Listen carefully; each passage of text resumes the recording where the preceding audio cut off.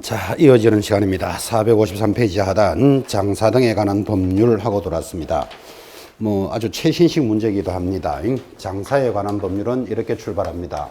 여러분, 우리 좀 전에 분묘기지권 공부하셨죠? 분묘기지권을 공부해 보시니까 소감이 어땠습니까?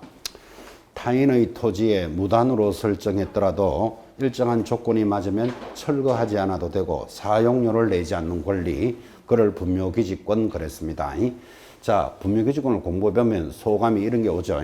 타인의 토지에 무단으로 설정됐더라도 일정한 조건이 맞으면 철거하지 않아도 되고 사용료를 내지 않으니까 분묘를 보호해주는 권리죠. 우리나라에는 아주 독특한 권리죠.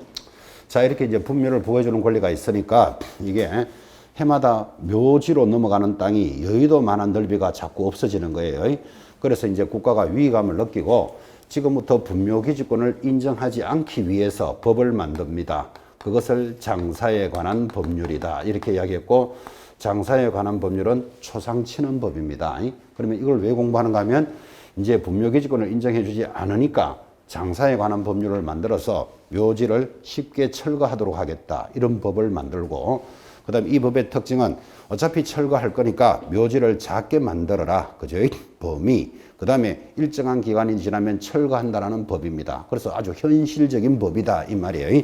그래서 여기서도 문제는 하나 정도 예상을 합니다. 자, 453페이지 하단 지금 설명 다 했습니다.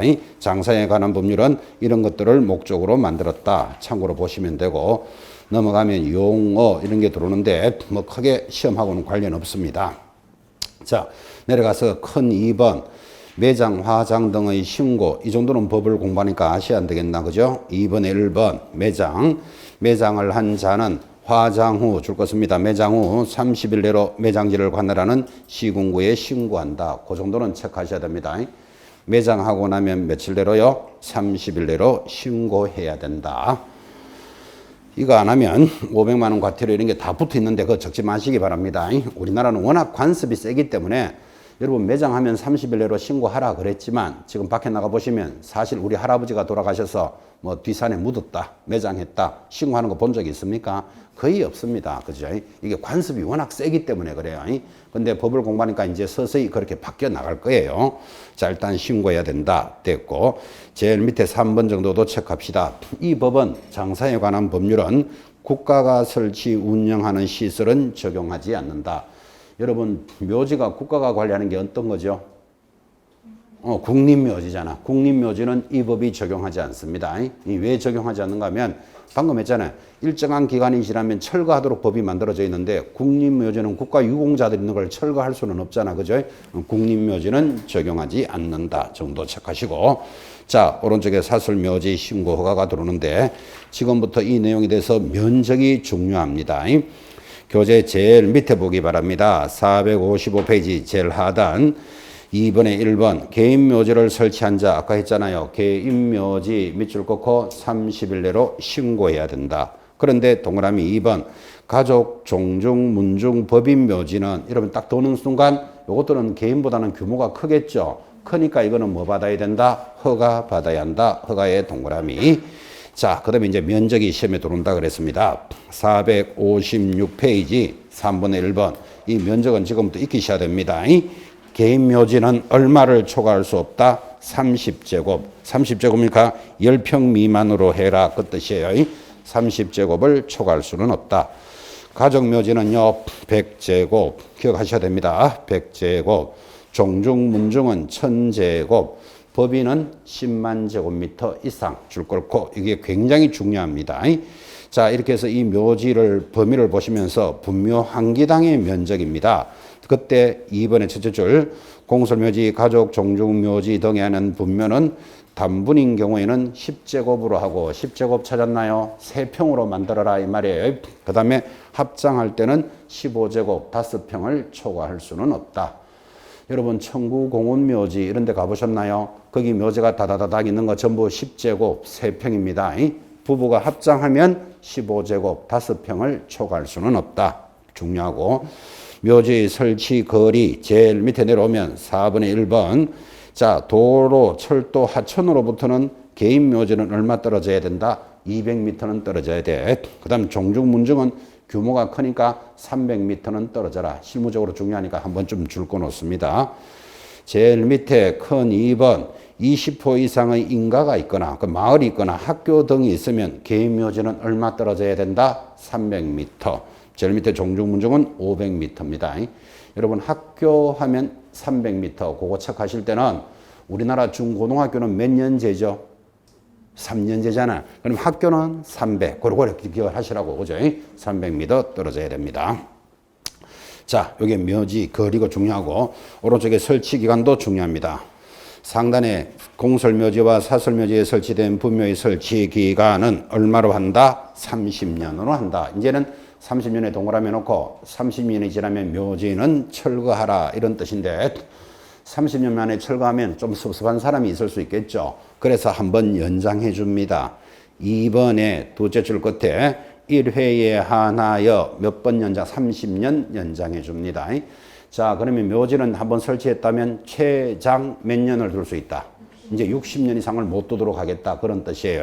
그리고는 기간이 끝나면 철거를 하는데 거기 동그라미 5번, 한 시험에 한 3번 나왔습니다.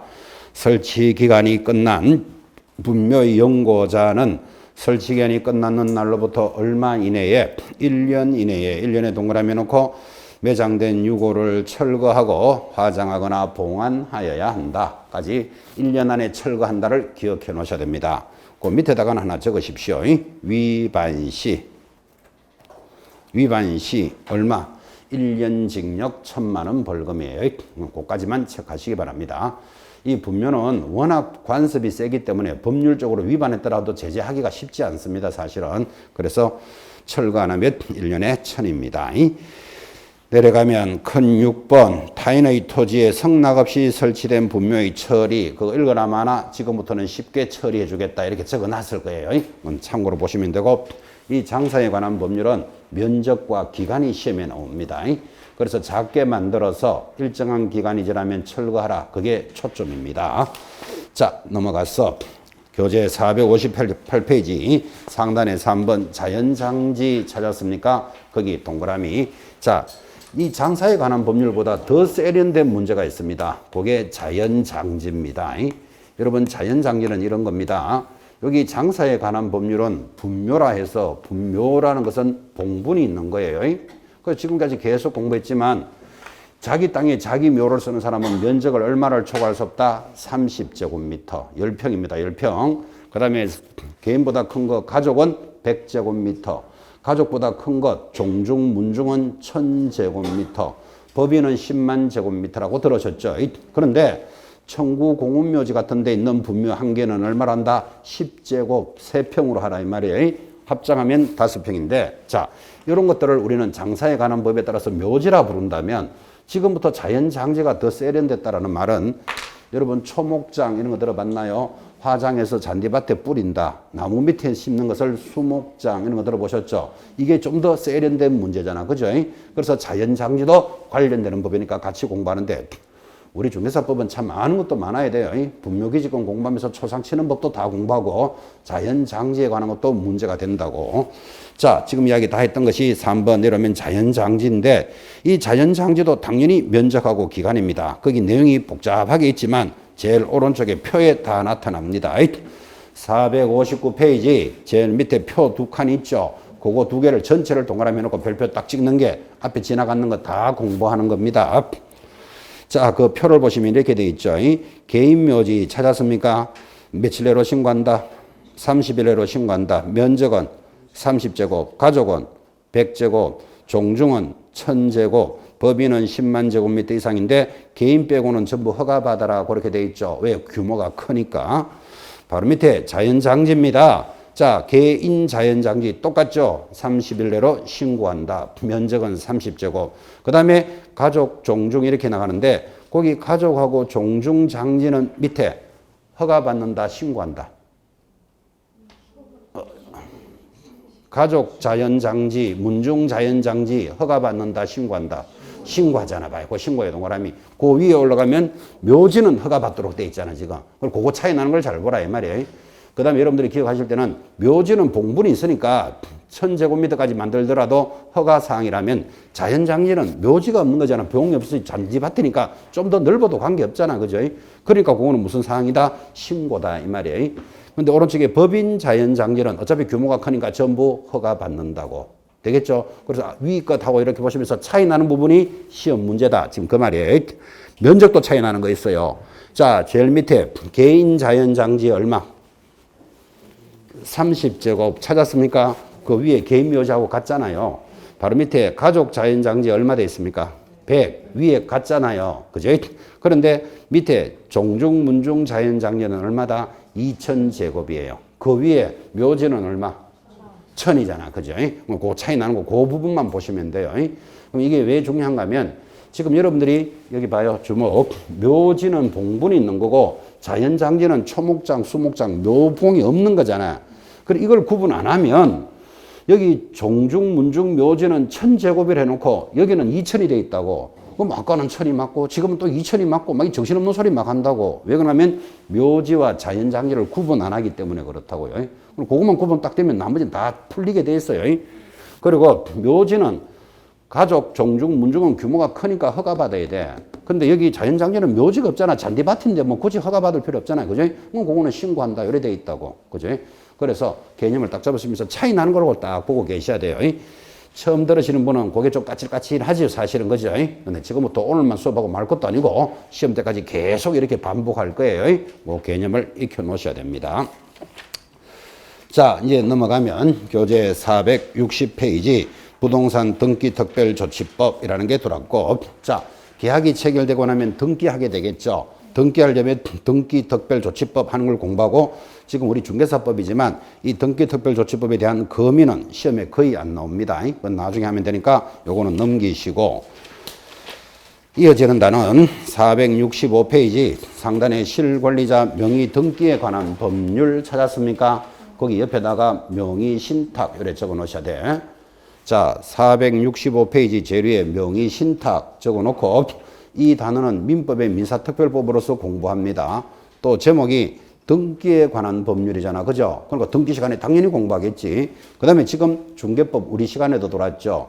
그러면 여러분이 배우는 시험 과목에서 세 과목에서 민법, 등기법, 중개사법 세 과목에서 공통적으로 나오는 건 이거 하나예요.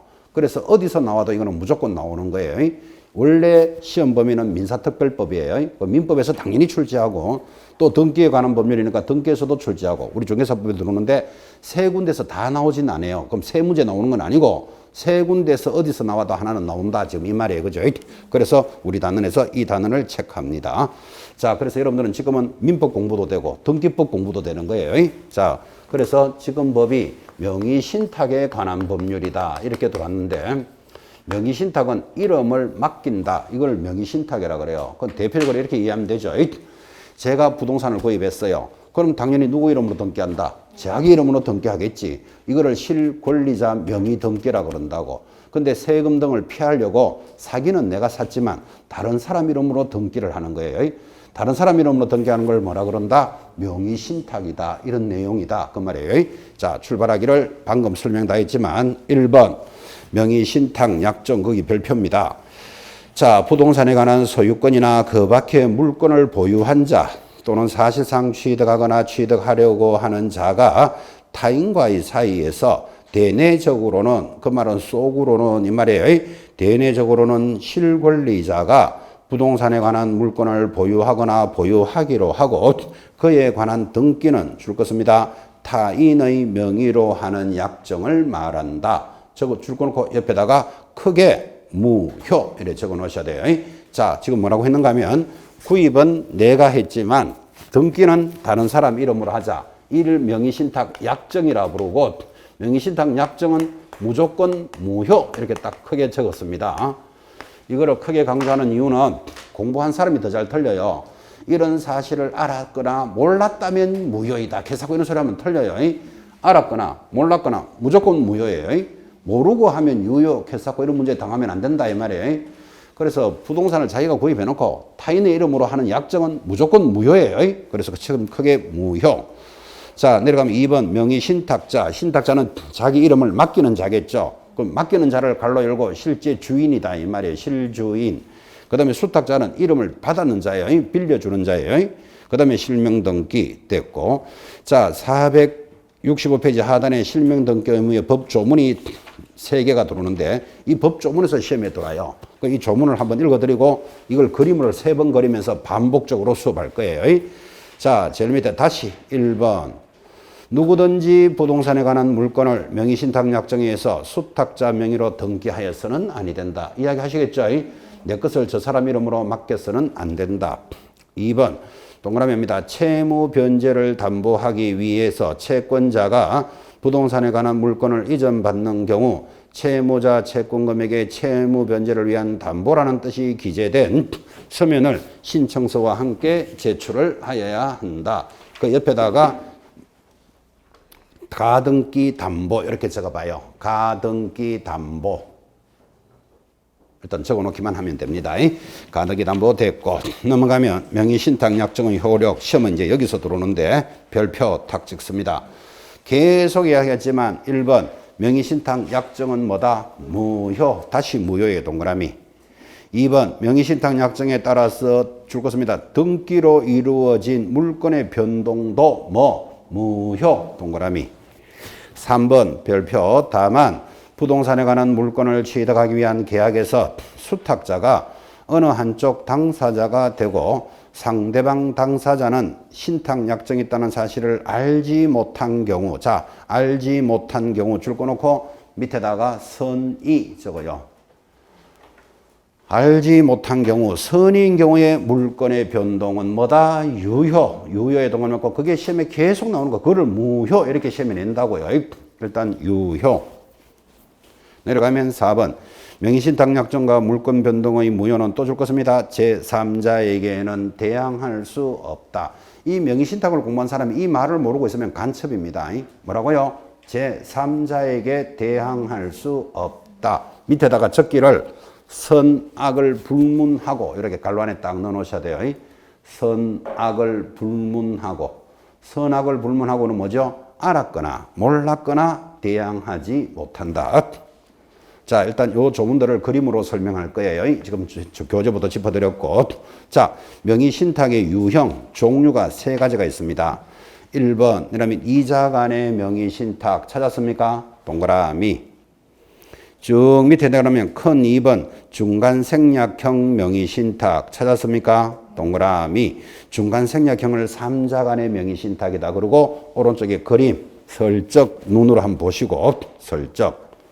제일 밑에 3번 계약명의신탁 동그라미 놓고 시험에서는 계약명의신탁이 제일 많이 나와요. 그래서 오른쪽 하단에 계약명의신탁 3가지 별 동그라미 놓고 한 장 넘기시면 그림이 슬쩍 보입니다. 자, 이 3가지를 지금 3번을 반복합니다. 자, 지금 체크해야 되는 것만 물어봅시다. 자기 부동산을 타인의 이름으로 넘기는 명의신탁약정은 무효라 그랬잖아. 그죠? 근데 넘기는 방법이 3가지가 있어요. 첫째 동그라미 있잖아요. 이자 간의 명의신탁이 있어요. 두 번째는요. 중간생략형. 중간생략형을 3자 간의 명의신탁이다. 그래요. 같은 말. 세 번째는 계약명의신탁의 동그라미 있잖아. 그죠? 시험은 계약명의신탁이 제일 많이 나와요. 자, 그럼 지금부터 3번을 반복할 거니까 3번을 반복하면서 그림으로 앞에 법조문 동그라미 했던 것들을 같이 공부하는 거예요. 같이. 자, 이렇게 갑니다. 두 사람 간, 이자 간의 명의신탁은 이렇게 갑니다. 여기 실제 권리자가 부동산을 가지고 있습니다. 실제 권리자가. 자기 부동산을 가지고 있다 이 말이에요. 어떤 사연에 따라서 이 부동산을 타인에게 넘깁니다. 그 자기 것을 넘기니까 이걸 뭐라 그런다? 등기상 소유자라 그럽니다. 이렇게 왜 넘기는가 하면 이렇게 이해하셔야 돼요. 이 실제 권리자가 국무총리 지명을 받았어요. 여러분 국무총리 지명 받으면 청문회 하는 거 보셨죠? 청문회 할 때마다 나오는 게 뭡니까? 평생을 서울에서 교수 생활을 했는데 강원도 땅을 왜 샀느냐 이런 거 들어보신 적 있죠? 옛날에는 농지는요, 오늘도 농지 살짝 공부했지만 농사를 짓는 사람만이 구해야 되니까 농지로부터 30km 이내 사는 사람만 가질 수 있어요. 농사를 짓겠다고 했으면 그 근처에 있어야 되는 건 맞잖아. 그죠? 그런데 평생을 서울에서 교수 생활을 한 사람이 이 강원도에 있는 농지를 어떻게 구입했느냐 하면 보나마나 자기 주소를 그쪽으로 옮겼다고 이해하시겠죠? 옮기면 뭐다? 주민등록법 위반. 이래 되잖아, 지금. 그죠? 그 다음에 뭐 이게 청문회 안 나오면 관계없지만 주민등록법 위반에다가 농지법 위반에다가 그런 거 아니냐. 이런 이야기 하는 거 많이 보셨죠? 그러니까 이 사람이 국무총리 지명을 받으니까 이거 내가 가지고 있으면 문제가 되겠다. 내 믿을 수 있는 사람으로 등기를 넘기는 거예요. 실제는 내 걸로 가지고 있으면서 대내적으로는 내가 가지고 있으면서 등 명의만 절로 옮겨놓는 거예요. 어떻게 옮길까요? 가장으로 매매해요. 계약서 하나 딱 만들면 넘어갈 수 있잖아. 그죠? 가장으로 매매했다. 이게 유효일까요? 무효일까요? 상식적으로 무효지. 가짜로 팔았는 걸 유효라 할 수는 없잖아. 그죠? 그래서 가장 매매 무효. 그리고 등기도 넘겨줬어요. 그러면 여러분이 보시기에 명의신탁 약정에 의한 물권의 변동은 유효다, 무효다? 당연히 무효지. 이게 유효가 될 수가 없죠. 자, 가짜로 넘겼으니까 무효. 물권의 변동도 무효예요. 자, 그러면 등기상 소유자는 자기 이름으로 와 있지만 자기 것이 아니잖아, 지금. 그죠? 그런데 제3자에게 양도했다. 양도는 고상한 말이고 팔아 먹었다, 이 말이에요. 유효일까요, 무효일까요?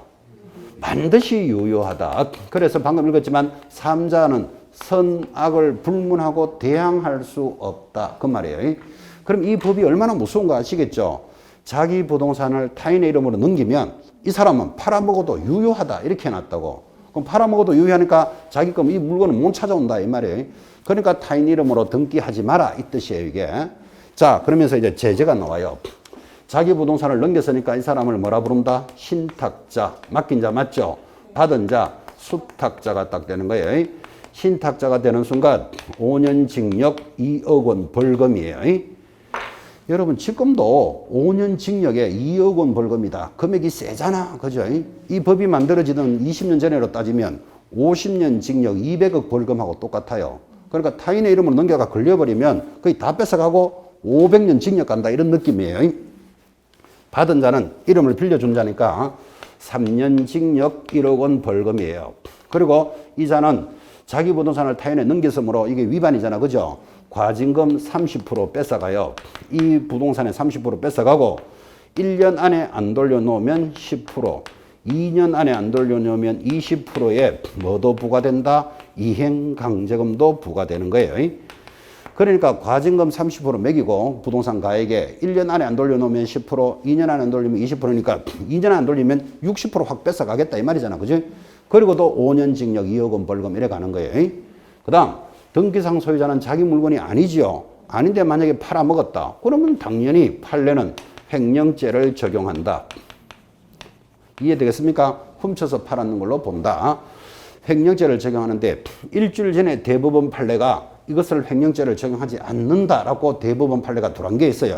그래서 요거는 횡령죄는 이제 약간 물음표를 딱 찍어 놓으셔야 돼요. 일단 시험 치기 전까지는 정리할 테니까 일단 여러분들은 기본적으로 뭐라고 생각한다? 횡령죄를 적용한다. 일단 알아 놓으시라고. 자, 그리고 3자는 이런 사실을 알았거나 몰랐거나 완전히 유효하게 취득하겠다. 그러니까 이 법이 만들어진 취지가 이해되죠? 내 부동산을 타인의 이름으로 등기를 넘기면 맡긴 자, 받은 자 당연히 처벌하고 1년 안에 안 돌려놓으면 2년 안 돌려놓으면 이행강제금도 부과하겠다. 그런 제도예요. 자, 2자 간의 명의신탁을 보시면서 이제 3자 간 같이 공부합시다. 3자 간의 명의신탁 이렇게 일어납니다. 물건을 파는 자를 뭐라 부르죠? 매도인. 맞습니까? 사는 자를 뭐라 부르죠? 매수인. 그 정도는 이해하시겠죠? 매수인.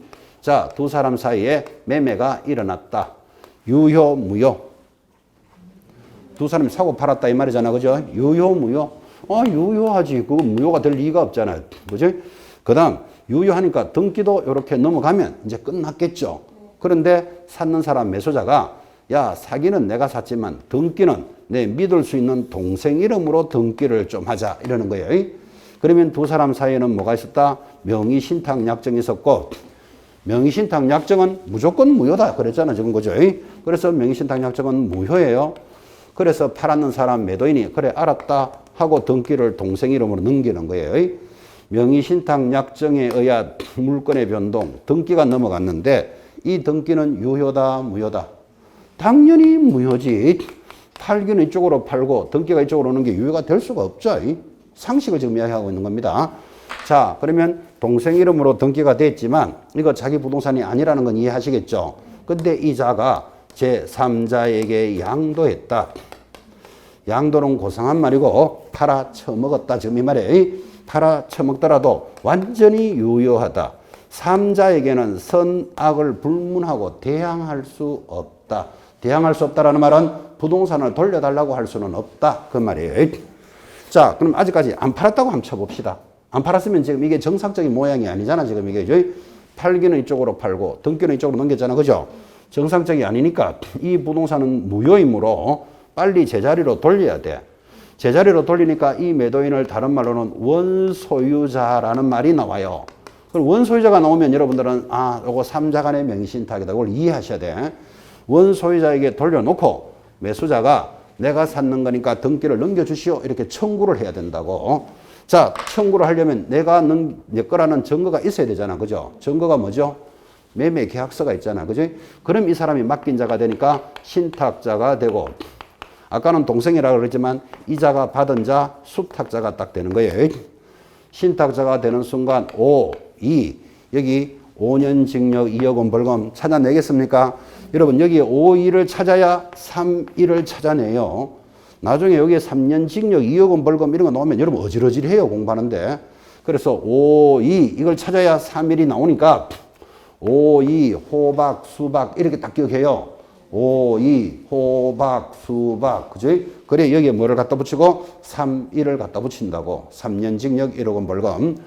과징금 30% 매기고 1년 안에 안 돌려놓으면 10%, 2년 안에 안 돌려놓으면 20%의 이행강제금도 부과됩니다. 그 다음 이 수탁자 아까는 동생이라 그랬는데 자기 것 아니면서 팔아먹으면 예전에는 횡령죄를 적용했는데 이제는 횡령죄를 확실하게 적용하지 않습니다. 판례가 바뀌는 걸 기억해 놓으셔야 돼요. 자, 이게 세 사람 간에 일어나는 명의신탁이에요. 계약 명의신탁입니다. 이제 1번, 2번을 반복해서 차이 나는 게 시험에 나오도록 되어 있겠지. 계약 명의신탁은 이렇게 흘러갑니다. 물건을 파는 자를 뭐라 부릅니까? 매도인. 사는 자를 뭐라 부를까요? 매수인. 그 정도는 이야기 되죠. 자, 매수인. 자, 매도인과 매수인 사이에 매매가 일어났다. 유효, 무효. 그렇지, 유효지. 자기들이 사고 팔았는 게 무효가 될 수가 없잖아. 유효. 그죠? 그리고 정상적으로 물건의 변동, 등기도 일어났어요. 자, 그러면 물건의 변동, 등기는 유효, 무효? 당연히 유효. 여러분 보다시피 아주 정상적으로 거래됐죠. 이쪽으로 팔고 이쪽으로 등기도 넘어갔다 이 말이에요.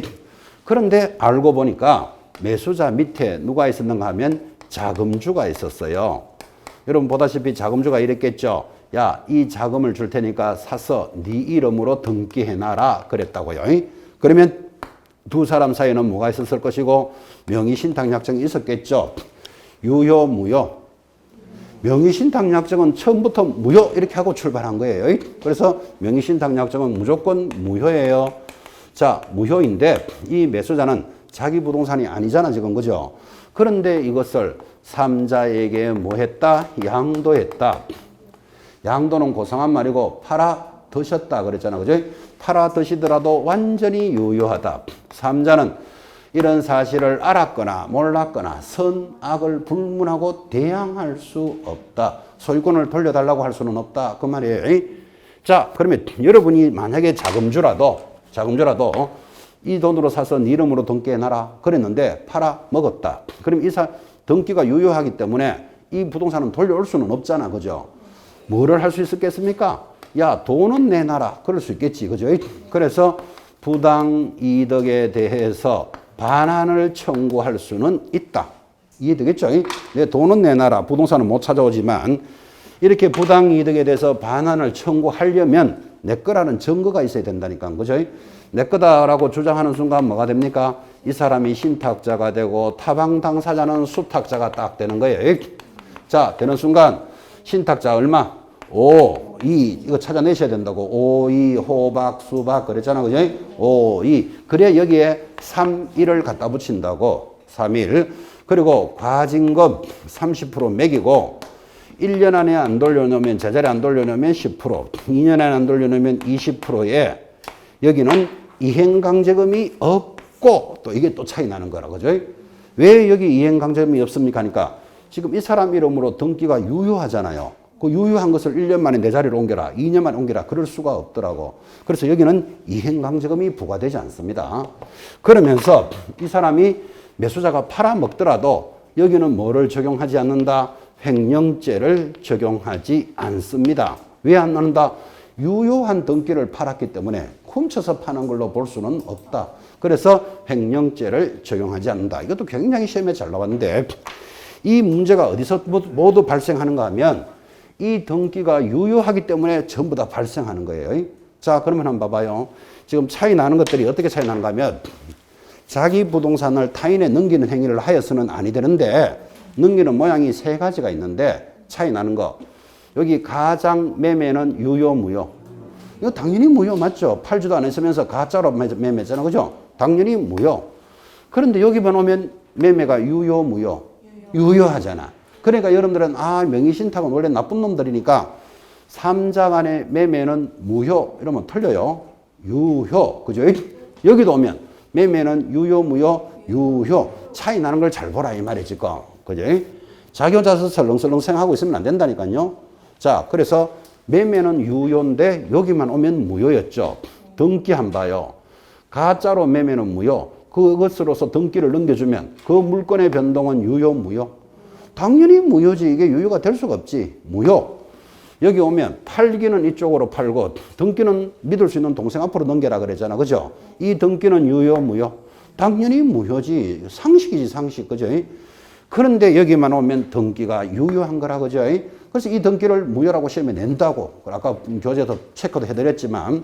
자, 그럼 이 등기가 왜 유효할까요? 라고 굳이 묻는다면 이 매도인은 매수인에게 팔 때 두 사람 간의 명의신탁이 있다는 걸 이 사람은 안다, 모른다?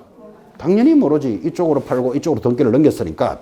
그래서 이 매도인을 뭐라고 부른다? 선의의 매도인이라고 아까 표시해드렸어요. 선의의 매도인에 의한 물건의 변동은 유효해요. 근데 여기 한번 봐요. 이 매도인은 이쪽으로 팔고 등기는 이쪽으로 넘겼잖아. 자기가 알고 있다, 모르고 있다?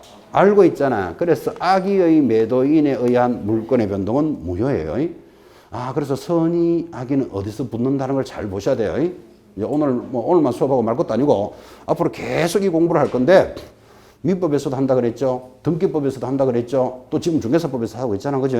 그래서 이 단원에서 나오는 문제는 무조건 여러분 찾아가셔야 된다고. 차이 나는 거 보고 있습니다. 그래서 선의의 매도인에 대한 등기는 유효해요. 그 유효니까 팔아먹더라도 횡령죄를 적용 안 한다고. 그래서 횡령죄를 적용하지 않는다는 유일하게 요거 하나였는데 지금 이제 판례가 뒤바뀌어서 3자 간의 명의신탁도 횡령죄를 적용하지 않는다가 된 거예요. 그 다음에 여기도 횡령죄를 적용했어. 요거는 자기 것이 아닌데 팔아먹었으니까 최근에 대법원 판례는 명의신탁에 관해서는 모두 횡령죄를 적용하지 않겠다. 판례를 전부 번복하겠다라고 일주일 전에 나왔어요. 요건 아직 확정이 안 됐으니까 요렇게만 가지고 있으라고. 그죠? 뭐 이거 가지고 크게 문제 낼 건 아니니까. 그래서 횡령죄를 적용하지 않습니다. 지금 스토리가 이래 나가는 거 이해하시겠습니까? 이 자금주가 장모예요. 누구라고? 장모. 그러면 매수자는 누굴까요? 그렇지. 사위. 이래 대답 나와야 되지. 장모인데 딸 이러면 웃기는 이야기 되잖아 지금. 장모가 사위에게 돈을 주면서 이 돈으로 사서 네 이름으로 등기해놔라 그랬다니까요. 그때 사위가 살고 있는 사람이 자기 딸이겠죠. 친하겠다 안 친하겠다? 좀 좋았겠지 사위가. 그러니까 사위에게 돈을 주면서 네가 사서 네 이름으로 등기해놔라 이렇게 했다니까요. 자금주가 있었고 그 명의신탁은 무효예요. 근데 이 사위가 팔아먹었다고 그거를. 그죠? 그때 자금주가 장모라 그랬잖아요. 사위가 좋았으면 부당이득 반환 청구한다 안 한다? 안 하겠지. 근데 부당이득 반환을 청구한다는 말은 사위가 살고 있는 딸하고는 어떻게 됐겠다? 알아서 하면 되겠죠. 풍지박산 났겠지. 그래서 안 그래도 미움파네. 그래서 부당이득 청구하는 거예요. 하면 부동산은 못 찾아오지만 그 준 돈은 받을 수 있는데 그 대신에 자기가 감수해야 되는 게 뭐죠? 5년 징역, 2억 원 벌금, 과징금 30% 이거 감수해야 돼요.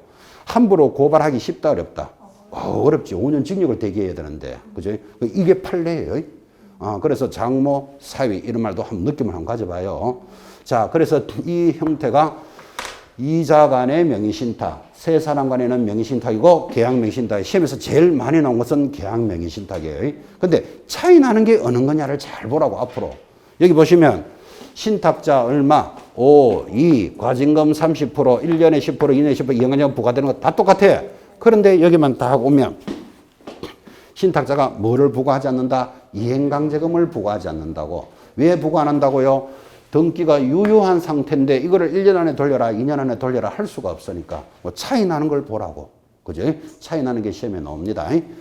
오늘 세 번째 그림을 반복하는데 조금 이렇게 힘든 분이 계실 거예요. 앞으로 계속 이렇게 체크해 나갑니다. 더 중요한 게 있습니다. 타인의 이름으로 명의신탁하면 안 되는데 교재 468페이지 명의신탁에서 제외되는 경우가 있습니다.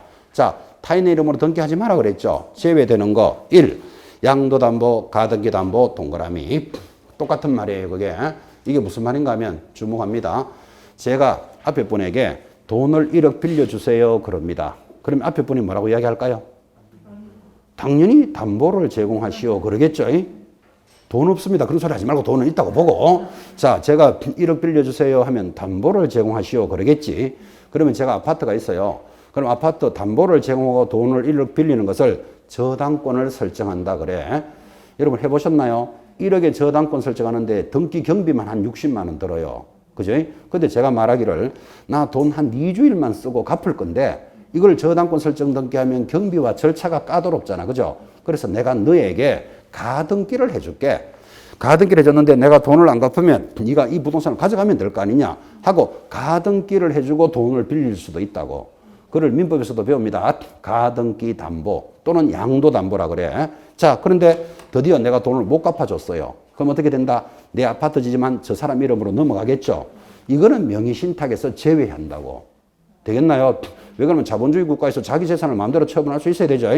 그래서 자기 이름을 타인에게 넘기면 안 되는데 그 사실이 양도담보나 가등기담보면 제외해 주겠다. 제외한다는 말은 처벌 안 한다 이 말이에요 지금. 자, 그래서 가등기담보, 양도담보 동그라미. 오른쪽에 2번 상호명의신탁 동그라미 합니다. 상호명의신탁이 뭡니까? 서로 간의 이름을 빌려주는 거예요. 대표적으로 이런 거. 예를 들면 여기 땅이 있습니다. 갑이 소유하고 있는 토지입니다. 그런데 여기 뭐 건물이 이렇게 들어있다고 치고 자, 갑이 형편이 안 좋아서 이걸 을에게 팔고 싶어요. 그러면 땅을 다 팔면 되는데 다 팔기가 어려우니까 내가 50%에 50. 을에게 야, 너 지분으로 50% 사라. 그럴 수도 있겠죠. 내 땅을 다 팔 수도 있지만 내가 이 땅이 있어야 되는 사람이니까 네가 지분으로 50% 사라 그러는 거예요. 그러니까 을이 좋다. 내 지분으로 살게. 그러면 구획을 해가지고 요까지는 갑 거고 요까지는 을 거다. 그럼 서로 이름을 빌려준 걸 공유등기 그래요. 하나의 부동산의 소유자가 2명 이상인 거죠. 이런 거는 명의신탁으로 제외해 주겠다. 그죠? 이럴 수 있어야 되잖아. 그죠? 그래서 상호 명의신탁 제외해 준다. 세 번째 신탁재산 제외해 줍니다. 신탁재산이라는 것은 신탁법에 의해서 신탁재산이니까 예를 들면 여러분 뭐 자기 전 재산을 국가에 헌납했다 이런 사람 들어봤습니까? 또 자기 재산을 성당에 기부했다 이런 말 들어보셨죠? 내 거지만 저 사람 이름으로 기부하는데 그것이 신탁법에 의한 것이라면 이거 처벌하지 않는다 그런 뜻이에요. 그래서 타인의 이름으로 돼 있더라도 명의신탁으로 보지 않는 거 객관식 문제 잘 돌아요. 첫 번째 동그라미에 있는 게 뭐죠? 양도담보, 가등기담보, 그 다음에 상호명의신탁, 그 다음에 뭐 신탁 재산은 제외해 준다. 개념 잡았습니까? 제목 전전만 잡으시면 되고 더 중요한 게 오른쪽에 있습니다. 자, 이번에는 동그라미 합니다. 종중, 배우자, 종교단체 3개 동그라미 놓고 특례가 있다. 특례에 줄 닦고 놓고 이 특례는 또 무슨 소린가 하면 종중이나 배우자, 종교단체는 타인의 이름으로 등기해도 좋다. 이거 특례라 그래요. 해도 좋다. 종중은 왜 좋을까요? 종중은 이렇게 됩니다. 여러분 김해 김씨 무슨 공파 재산이 서울에도 있고 용인에도 있고 인천에도 있고 전국에 재산이 다 깔려 있습니다. 김해 김씨 무슨 공파 재산이 이게 종중인데 그러면 국가에서 세금을 매길 때도 전부 보고지서 다 보내야 돼. 그러면 종중 사람들도 그거 다 모아서 세금 내고 얼마나 불편하겠어요. 그래서 종중 대표자 김갑동 이름으로 등기를 해놓고 김갑동에게 세금도 매기고 김갑동이가 세금을 내게 되면 관리하기가 편하겠죠. 근데 김갑동 입장에서는 자기 부동산이 아닌데도 이름이 들어왔잖아. 그죠? 근데 이게 무슨 관계다? 종중관계면 해도 좋다 이 말이에요. 특례. 이해하시겠죠? 관리의 편리상. 두 번째, 배우자도 이해하시겠습니까? 배우자는 이런 거예요. 자, 이게 아파트라고 치고 김갑동이 구입을 했어요. 그럼 지금까지 배운 솜씨가 본인 이름으로 등기를 해야 되는데 타인 이얼순으로 등기를 했다니까. 자, 그런데 두 사람이 무슨 관계다?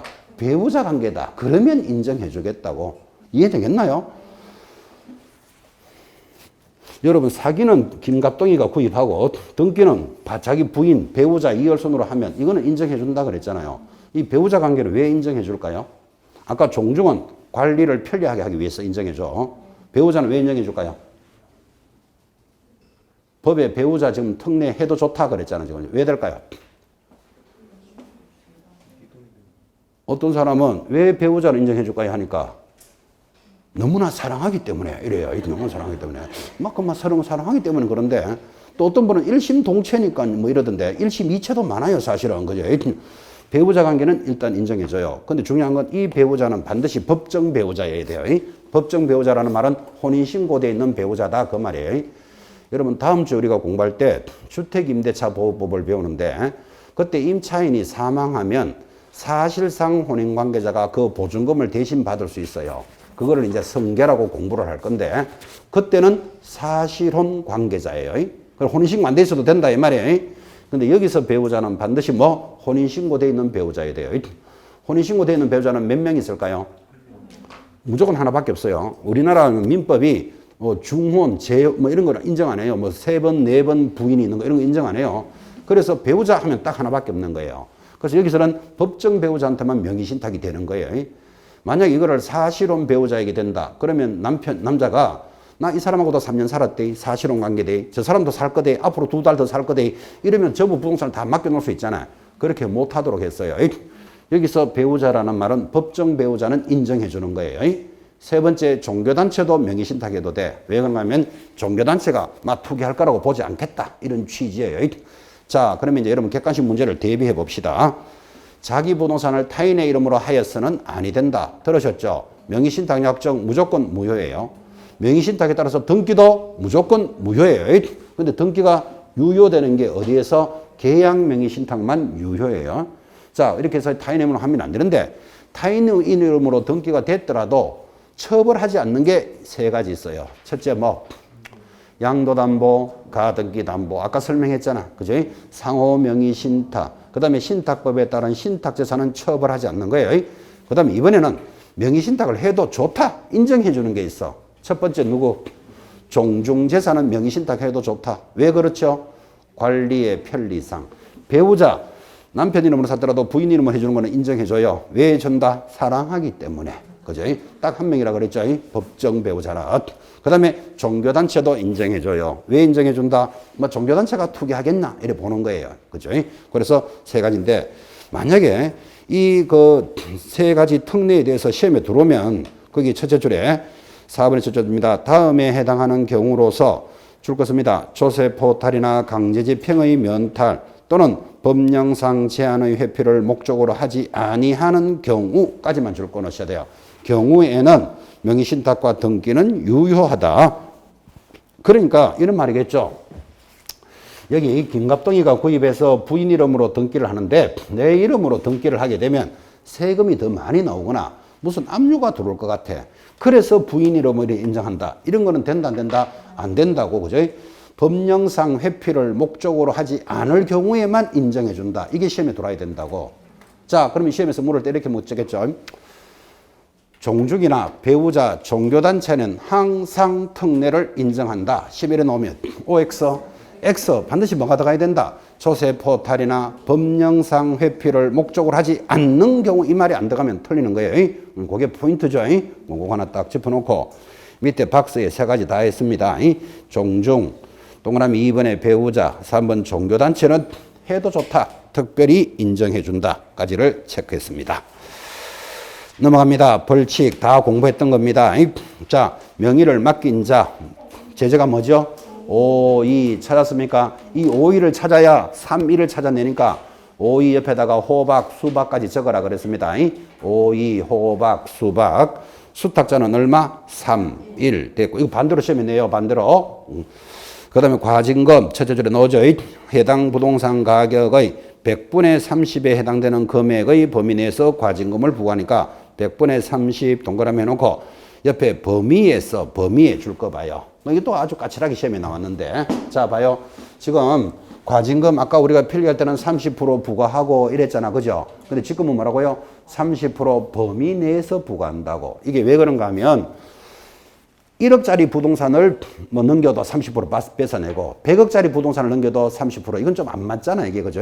그래서 금액에 따라서 30% 범위 내에서 부과한다 이런 뜻이에요. 30%가 딱 부과되는 게 아니고 금액에 따라서 범위 내니까 그럼 범위가 얼만데요? 제일 밑에 표가 있는데 그런 거 절대로 공부하는 거 아닙니다. 제일 밑에 보면 자 평가액이 5억이면 5%, 그 다음에 5억에서 30억이면 10%, 30억 초과하면 15% 그래 돼 있죠. 오른쪽 표 한번 봐봐요.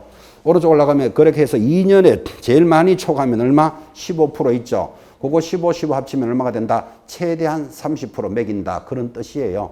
그럼 이런 숫자 시험에 나온다 안 나온다? 아우 안 나옵니다. 여러분 뭐를 기억하셔야 되는가 하면 30% 범위 내에서 그 말만 이해하라 이 말이에요. 30% 범위 내에서. 자 그리고 내려가면 과정은 다 됐고 오른쪽입니다. 471페이지 상단에 3번 이행강제금. 자 동그라미 2번 과징금 부과일로부터 1년 동그라미 놓고 1년 안에 안 돌려놓으면 바로 밑에 얼마? 100분의 10, 10%죠. 다시 1년이 경과되도록 다시 1년이니까 2년이잖아. 그죠? 2년 안에 안 하면 얼마? 100분의 20 됐습니다. 그 다음에 제일 밑에 4번 장기 미등기자에 대한 벌칙. 제일 밑에 줄만 하나 끝죠. 장기 미등기자는 얼마? 5년 징역 2억 원 벌금. 그러니까 자기 이름으로 빨리 안 돌려면 맡긴 자는 무조건 5-2예요. 5-2. 그죠? 받은 자는 3-1. 그렇게 관리합시다. 자 여기까지 해서 명의신탁에 관한 법률도 민법에서 또 등기법에서 하기 전에 우리가 먼저 한번 정리해 보신 시간이었습니다. 오늘 수업은 여기까지입니다. 다음 주 수업 예고할까요? 교재 479페이지. 479페이지가 뭡니까? 주택임대차보호법. 역시 민사특별법으로서 민법에서 할 거 우리가 또 먼저 해볼 겁니다. 이어지는 상가임대차, 경매까지가 이제 다음 주 마무리하는 과정입니다. 그래서 다음 주에 뵙도록 하겠습니다. 건강관리 잘 하시고 다음 주에 뵙습니다. 대단히 수고하셨습니다.